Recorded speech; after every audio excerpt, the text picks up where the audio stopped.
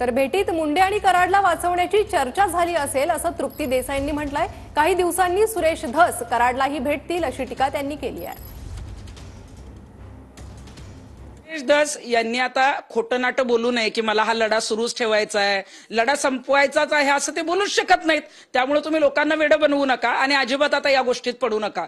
तुम्ही ज्या पद्धतीने लढत होता ते अभिनंदनीय होतं, परंतु आता जे काही तुम्ही धनंजय मुंडेंशी फक्त काही 5 मिनिटं बोललेला नाहीये, तुम्ही 3-3, 4-4 तास जेव्हा चर्चा करता तेव्हा राजकीय चर्चा झाली, या प्रकरणातली चर्चा झाली। मला वाटते धनंजय मुंडेंना वाचवण्याची चर्चा झाली असेल आणि वाल्मिक कराडलाही वाचवण्याची चर्चा झाली असेल।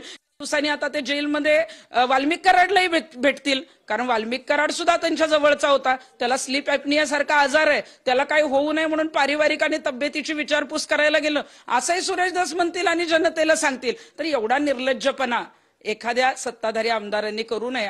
आम्ही त्यांचा आदर करतो, पण कालपासून सुरेश धस आमच्या मनातून पूर्णपणे उतर